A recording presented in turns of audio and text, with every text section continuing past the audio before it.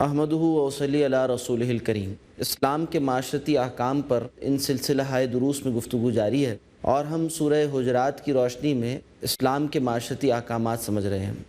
ہمارے محترم مہمان ہیں جناب عامر خان صاحب۔ السلام علیکم ورحمۃ اللہ۔ وعلیکم السلام ورحمۃ محترم عامر صاحب، گزشتہ نشست میں سورہ حجرات کی ابتدائی 3 آیات پر گفتگو ہوئی تھی۔ آج چوتھی آیت سے مطالعے کا آغاز کرتے ہیں۔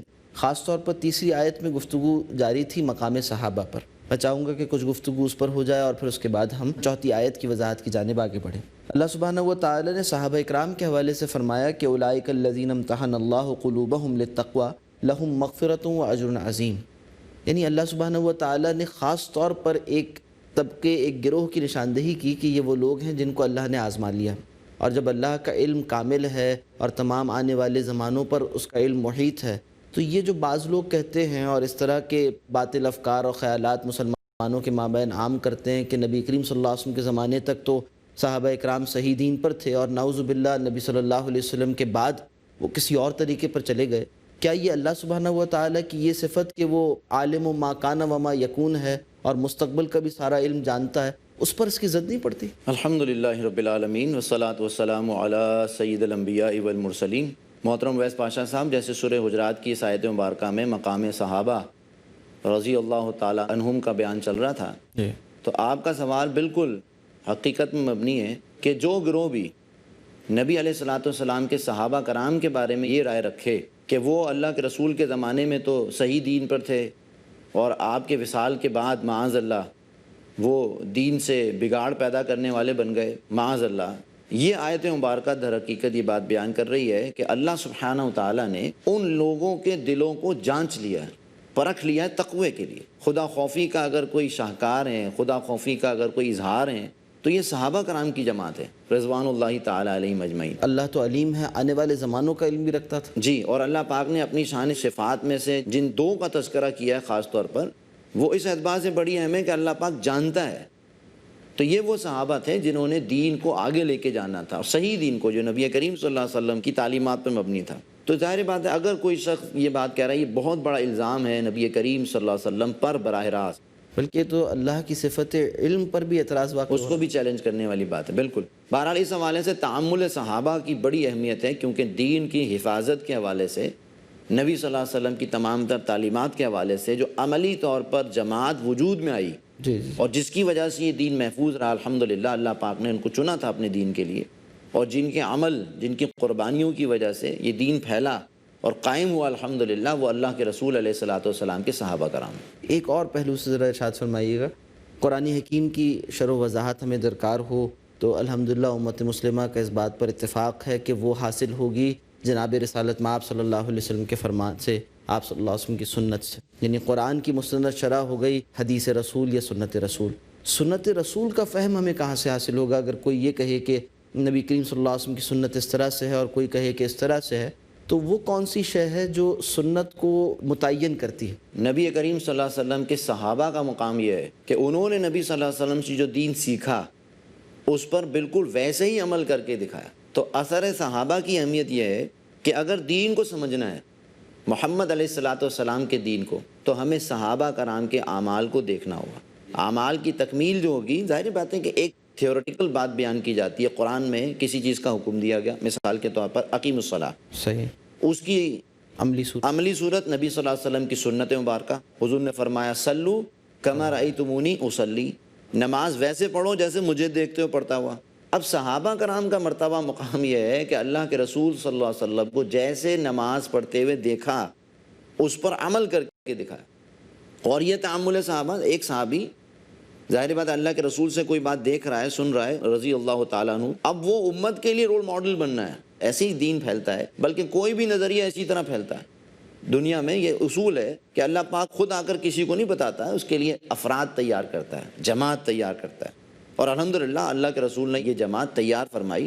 لہذا تعامل صحابہ کی حیثیت اور مرتبہ و مقام یہ ہے کہ اب دین کو اگر سمجھنا ہے نبی کریم کے علیہ الصلوۃ والسلام، تو صحابہ کرام کے عمل کو دیکھنا ہوگا اور اس سے رہنمائی لینی ہو۔ اور الحمدللہ یہ پورا ایک علم ہے جس کی بنیاد پر تعامل صحابہ جو ہے اس کو سمجھا گیا، اور اس پر ذخیرے کا حصہ ہے الحمدللہ، جیسے میں نے عرض کیا، ذخیرے کا حصہ ہے، پریکٹیکل ڈیمونسٹریشن جو بھی ہوتی ہے دین کی، وہ نبی علیہ الصلوۃ والسلام السلام کے جو پیارے ساتھی تھے جنہوں نے حضور سے دین سیکھا اور محبت اور عشق کرنے والے اپنے رسول سے، سبحان اللہ۔ وہ صحابہ کہ جو اللہ کے رسول کے وضو کے پانی کو زمین پر نہ گرنے دیں، وہ دین کی حفاظت کس انداز میں کرتے ہوں گے، واہ سبحان اللہ۔ تو وہ اللہ کے رسول صلی اللہ علیہ وسلم سے سنی ہوئی باتوں کو اور اس پر جو عمل ہے، ظاہری بات ہے اس سے کتنی محبت کرتے ہوں گے، اس کا اندازہ ہمیں اپنے حوالے سے لگانا ہوگا کہ بہرحال اللہ سبحانہ و تعالیٰ نے ان میں سے ایک ایک صحابی کے دل کو تقوی کے لیے، دین کے لیے جو ہے وہ نہیں، پسند ہم یوں فرمایا۔ کہہ سکتے ہیں کہ قرآن حکیم کی مستند شرح وہ نبی کریم صلی اللہ علیہ وسلم کی سنت مطہرہ ہے،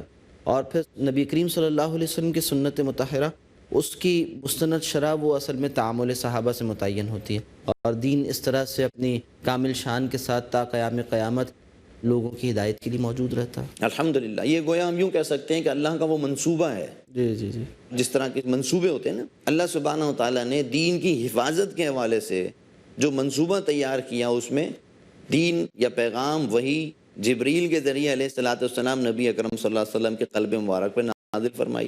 تقریباً 22 سے 23 سال کے درمیان اس کی تکمیل ہوئی، ایک مسلسل جد و جہد تھی نبی علیہ الصلوۃ والسلام کی۔ اس دوران وہ افراد تیار ہوئے، وہ افراد کار کہ جنہوں نے اب اس پیغام کو لے کے آگے جانا تھا، لہذا نبی علیہ الصلوۃ والسلام کی تربیت کا شاہکار ہیں تمام صحابہ کرام رضوان اللہ تعالیٰ علیہم اجمعین۔ اب ہم اپنے مطالعے کو آگے بڑھاتے ہیں اور چوتھی آیت کی جانب بڑھتے ہیں۔ اعوذ باللہ من الشیطان الرجیم، ان الذین ینادونک من وراء الحجرات اکثرهم لا یعقلون۔ اللہ سبحانہ و تعالیٰ کا فرمان ہے کہ بے شک وہ لوگ جو اے نبی صلی اللہ علیہ وسلم آپ کو پکارتے ہیں حجروں کے باہر سے، ان میں سے اکثر سمجھ نہیں رکھتے، فہم نہیں رکھتے۔ یہ کس واقعے کی جانب اشارہ ہے، اور اس آیت میں اللہ سبحانہ و تعالیٰ امت مسلمہ کو کیا پیغام دینا چاہتا ہے؟ اویس پاشا صاحب، اس میں پس منظر میں واقعہ یہ ہے کہ کچھ بدو لوگ تھے کہ جو نبی صلی اللہ علیہ وسلم پر ایمان لائے، دین کی دعوت قبول کی، ابھی کیونکہ وہ تربیت کا معاملہ چل رہا تھا، لہذا ان کو اس بات کا احساس نہیں تھا کہ اللہ کے رسول کا مرتبہ اور مقام کیا ہے۔ وہ واقعہ کو پس منظر بنا کر قیامت تک کے لیے وہ اصول بیان کر دیا اللہ پاک نے کہ محمد عربی علیہ الصلوۃ والسلام کا مرتبہ و مقام کیا ہے۔ تو وہ لوگ جو آپ کو حجروں کے باہر سے آواز دیتے ہیں، ظاہری بات ہے کہ ابھی یہ وہ لوگ تھے کہ جن کی بھی تربیت نہیں ہوئی، ان میں سے چند آئے ہیں مدینے، اور نبی علیہ الصلوۃ والسلام ابھی آرام فرما رہے ہیں۔ وہ آ کر کہا کرتے تھے یا محمد آپ باہر آئیے، گویا ان کو دعوت دے رہے ہیں کہ آپ باہر آئیے، ہم آپ سے ملنا چاہتے ہیں، بات کرنا چاہتے ہیں، دین سیکھنا چاہتے ہیں۔ ظاہر ہے منافق نہیں تھے یہ لوگ، دین کو سیکھنے کے لیے مخلص تھے، لیکن آداب کے ابھی حوالے سے تربیت کا سلسلہ جاری تھا، لہذا ان کو بتایا گیا کہ وہ لوگ کہ جو حجروں کے باہر سے آپ کو آواز دیتے ہیں، ان میں سے اکثر و بیشتر وہ جو جانتے نہیں ہیں۔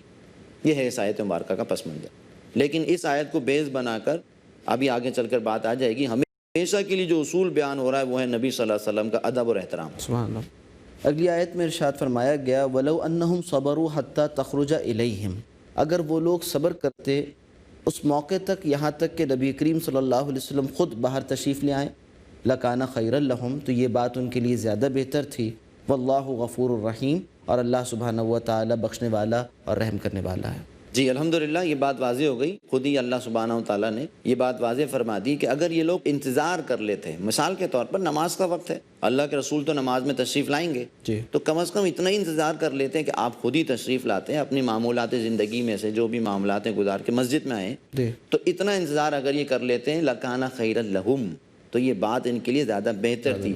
لیکن آیت کا آخری حصہ رب سبحانہ و تعالیٰ کی رحمت کا اظہار ہے کہ ان سے جو بھی بہرحال خطا ہو گئی، نادانی میں، ناسمجھی میں، تو رب سبحانہ و تعالیٰ بخشنے والا ہے، مہربان ہے۔ یہ ہے جو کہ اصول بیان ہو گیا کہ انسان سے اگر نادانی میں اگر کوئی غلطی ہو جائے تو اس کو اللہ پاک معاف فرما دے گا اگر انسان معافی مانگے، لیکن جان بوجھ کے اگر رحمت للعالمین کے خلاف، آپ کے معاذ اللہ اقوال کے خلاف، آپ کے صحابہ کے خلاف کوئی بات کی جائے گی، ایسے لوگوں کو اللہ سبحانہ و تعالیٰ معاف نہیں فرمائے گا۔ یعنی ان آیات پر کہہ سکتے ہیں کہ یہاں مقام محمد صلی اللہ علیہ وسلم، مقام محمدی علیہ صاحب الصلاۃ والسلام، اس کا بیان آ رہا ہے، اور اہل ایمان کے لیے نبی کریم صلی اللہ علیہ وسلم کے ادب کے مختلف قرینے وہ واضح کیے جا رہے ہیں۔ آگے ارشاد باری تعالیٰ ہے یا ایھا الذین آمنوا ان جاءکم فاسق بنبأ، اے اہل ایمان اگر تمہارے پاس کوئی فاسق، کوئی بے عمل شخص ایسی خبر لے کر آئے جو بڑی اہمیت کی حامل ہو، فتبینوا، تو خوب تحقیق کر لیا کرو،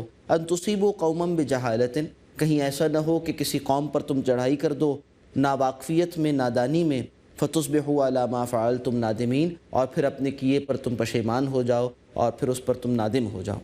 محترم عامر صاحب، اس آیت کی وضاحت فرمائیے۔ الحمدللہ یہ آیت مبارکہ جس پس منظر میں نازل ہوئی ہے اس کو سمجھنا بہت ضروری ہے۔ دیکھیے ایک اسلامی معاشرہ قائم ہو رہا ہے، اور خاص طور پر جب یہ آیت مبارکہ نازل ہوئی ہے تو جہاد اور قتال کے مراحل ابھی چل رہے تھے۔ دین کو نافذ و قائم کرنے کی جد و جہد میں یہ سلسلہ قتال جہاد ابھی جاری تھا، لہذا ایک اور رہنما اصول آ گیا۔ پھر دیکھیے یا ایھا الذین آمنوا سے خطاب ہے، اور اس میں ایک انتہائی اہم اصول یہ بیان ہوا ہے کہ اگر تمہارے پاس کوئی خبر لے کر آئے ایسا شخص جو فاسق ہو، جس کے عمل کے بارے میں تمہیں ڈاؤٹ ہو، نافرمان ہو، فاسق ہو، تو اس خبر کی تحقیق کر لیا کرو۔ پس منظر میں پورا واقعہ ہے کہ ایک صحاب کو نبی علیہ الصلوۃ والسلام نے ایک قبیلے میں بھیجا زکوٰۃ لینے کے لیے۔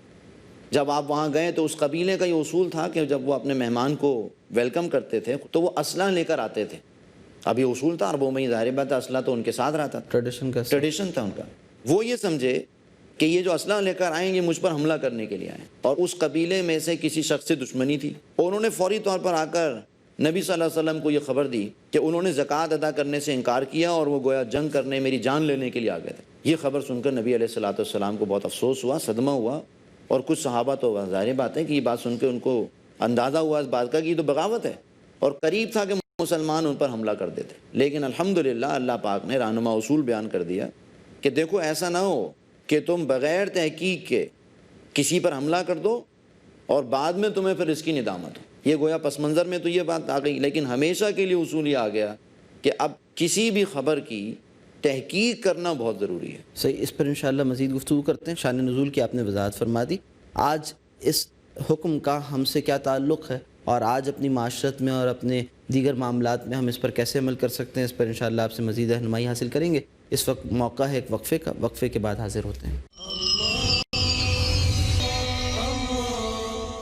وقفے سے پہلے گفتگو جاری تھی کہ وہ لوگ جو کہ کردار کے اعتبار سے اور اپنی شخصیت کے اعتبار سے قابل اعتبار نہ ہوں، ان کی کہی ہوئی بات پر بلا تحقیق عمل نہ کر لیا جائے، اور قرآن حکیم یہ حکم دے رہا ہے کہ اگر کوئی فاسق ایسی خبر لے کر آئے جو اہمیت کی حامل ہو، جس کی بنیاد پر کوئی فیصلہ پیش نظر ہو، تو خوب تحقیق کر لیا کرو۔ ہم اپنے معزز مہمان محترم عامر خان صاحب سے یہ پوچھنا چاہیں گے کہ یہاں جو فرمایا گیا فتبینوا، اس کے کیا معنی ہے؟ عربی زبان میں تبیین کہتے ہیں کسی چیز کو واضح کر دینا، کھول لینا، تحقیق کر لینا۔ لہذا جیسے پس منظر میں بات آئی، خاص طور پر اگر کسی پر حملہ کرنے جا رہے ہیں تب تو اچھی طرح تحقیق کر لی جائے کہ وہ مسلمان تو نہیں ہے، کسی مسلمان کے خلاف تلوار اٹھانا اس کی جو شرائط ہیں پوری کی جائیں، پھر وہ خبر پوری صحیح ہونی چاہیے کہ جس مطابق واقع ہونی چاہیے۔ پتہ چلا کسی نے فاسق نے آ کے کوئی خبر دے دی، جیسے میں نے عرض کیا کہ اس پس منظر میں تو ایک بڑا حساس مسئلہ تھا کہ وہ جنگ اگر شروع ہو جاتی تو کتنے مسلمان آپس میں ایک دوسرے کی تلواروں سے جو ہے وہ قتل کر دیے جاتے، کتنا بڑا نقصان ہو جاتا۔ تو اس پس منظر کے حوالے سے خاص طور پر تبیین اور تحقیق کرنا موجودہ دور کے اعتبار سے بھی انتہائی ضروری ہے۔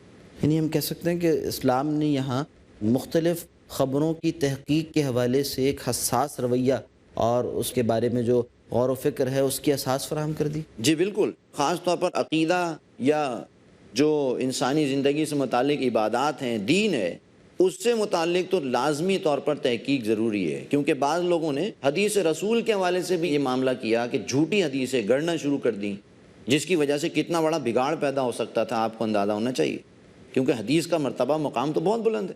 لہذا الحمدللہ اس آیت کے حوالے سے محدثین کرام رحمۃ اللہ علیہ مجمعین جو ہے انہوں نے پھر جو کام شروع کیا الحمدللہ، ایک ایک حدیث کی تحقیق، ایک ایک حدیث سے متعلق سند، اس کی روایات اور درایات کے حوالے سے جو اصول بیان کیے الحمدللہ راویوں کے حالات ہیں، اور پھر ان کا تقویٰ ہے، ان کا حفظ ہے، یہ تو ایک بہت بڑا معجزہ ہے الحمدللہ۔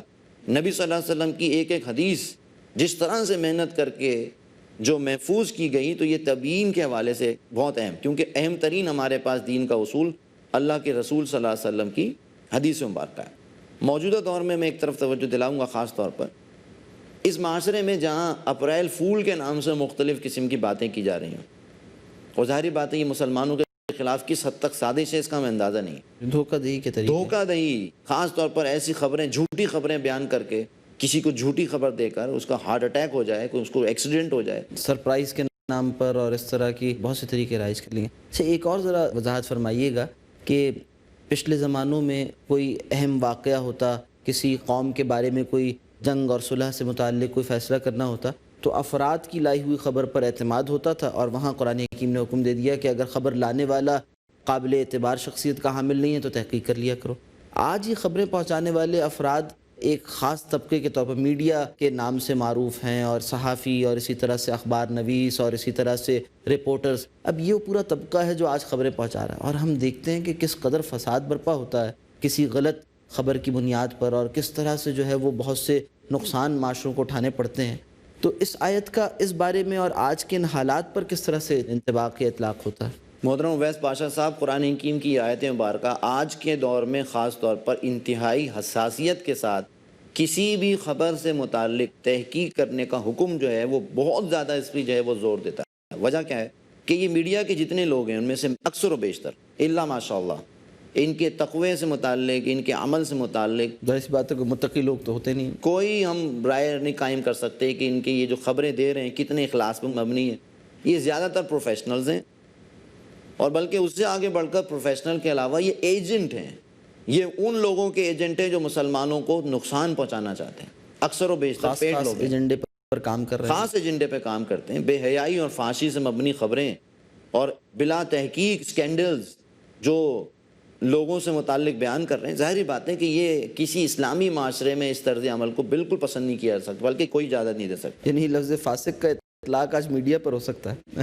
لہذا میڈیا سے جو خبر مل رہی ہو اس پر تو تحقیق کرنا بہت ضروری ہے، چاہے وہ افکار سے متعلق ہو، چاہے وہ اعمال سے متعلق ہو، کیونکہ انفارمیشن کا کوئی اور سورس آپ کے پاس فی الحال ہے نہیں۔ خاص طور پہ دینی طبقات سے متعلق بہت سے کنفیوژنز پھیلا دیے جاتے ہیں، اور عامت الناس جو ہے وہ اسی پر اعتماد کر کر ایک رائے قائم کر لیتے ہیں۔ بلکہ علم دین کے حوالے سے کس طرح سے میڈیا نے کرپشن پھیلائی ہے، اور ایسی باتیں جو کہ بے سند ہیں، ایسی باتیں جو کہ حقیقت پر مبنی نہیں ہیں، ان کو عام کر دیا گیا۔ جی بالکل، یہ جیسے میں نے عرض کیا نا کہ اس سے تو نہ صرف کہ مسلمانوں کے اندر تفرقہ بھی پھیل رہا ہے، مزید یہ ہے کہ یہ جو بے اعتمادی ہے، بے اعتمادی ہوتی ہے نا قرآن و حدیث کے حوالے سے صحیح انٹرپریٹیشن اگر نہ آ رہی ہو اور لوگ مختلف رائے کا شکار ہو رہے ہیں، منتشر ہو رہے ہوں، تو یہ تو بجائے فائدہ پہنچانے کے نقصان پہنچانے والی بات ہوتی ہے۔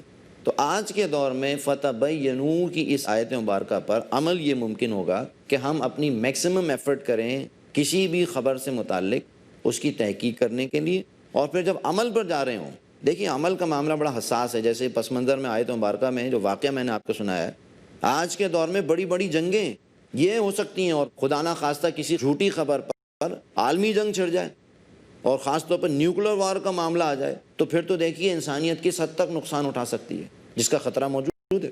اللہ کی کتنی رحمت ہے اس کے کلام میں، کس طرح سے ذرعی اصول بیان کیے گئے کہ انسانیت کتنے انتشار سے بچ سکتی ہے۔ بالکل، انسانوں کو ہر طرح سے محفوظ رکھنے کے لیے، معاشرے کو مستحکم کرنے کے لیے اللہ پاک نے یہ اصولی رہنما اصول ہیں جو کہ عطا فرمائے۔ آگے ارشاد باری تعالیٰ ہے وَاعْلَمُوا أَنَّ فِيكُمْ رَسُولَ اللَّهِ، اور جان رکھو، آگاہ رہو کہ تمہارے مابین رسول اللہ کے رسول موجود ہیں۔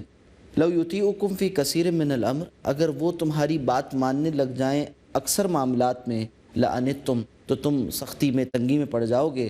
وَلَكِنَّ اللَّهَ حَبَّبَ إِلَيْكُمُ الْإِيمَانَ، جبکہ اللہ سبحانہ وتعالی نے تو ایمان کو تمہارے دلوں میں محبوب کر دیا ہے، کھپا دیا ہے۔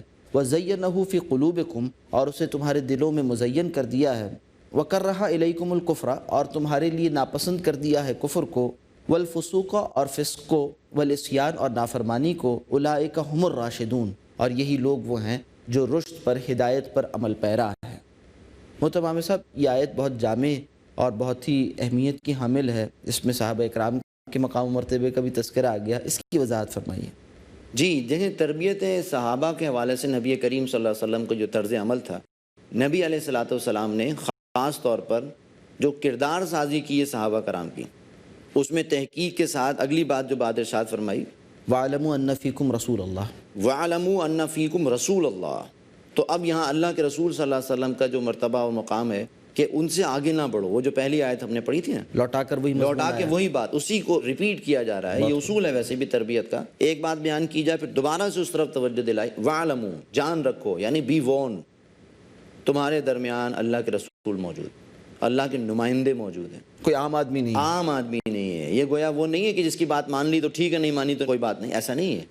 اگر وہ تمہاری باتیں ماننے لگیں بہت سارے معاملات میں تو تم مشکل میں پڑ جاؤ گے. ان کے پاس علم کا وہ سورس ہے جو تمہارے پاس نہیں ہے, بس نہیں, قطعی اور یقینی قطعی یقینی کنفرم رب کی طرف سے ان کی رہنمائی ہو رہی ہے.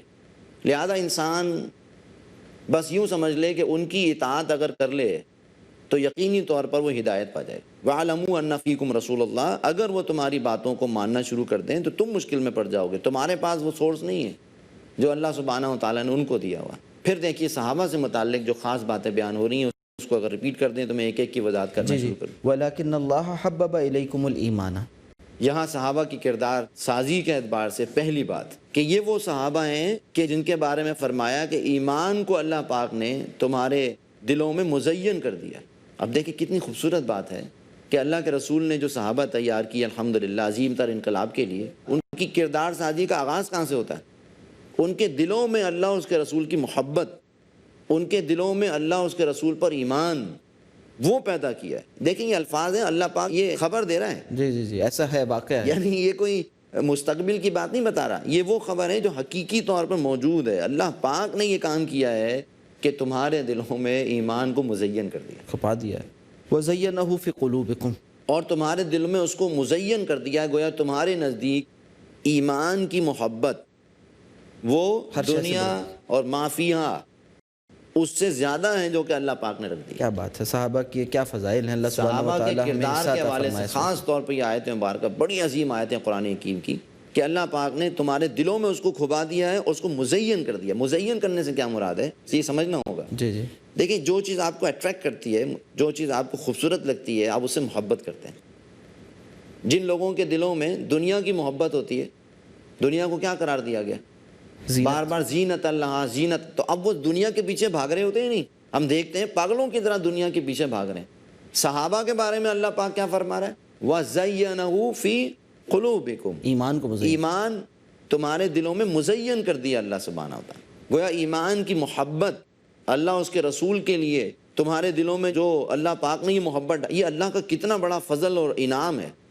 آج کی گفتگو کو یہاں پر روکتے ہیں, اگرچہ آیت ابھی مکمل نہیں ہوئی ہے اور وقت ہمارے پاس محدود ہے. انشاءاللہ اس آیت کو پھر اثر نور آغاز سے ان مضامین کو دہراتے ہوئے اگلی نشست میں انشاءاللہ مکمل کریں گے. جزاکم اللہ خیرا. محترم ناظرین, آج کی گفتگو کو یہیں پر مکمل کرتے ہیں. اقول قولی ھذا واستغفر اللہ لی ولکم ولسائر المسلمین والمسلمات. اللہ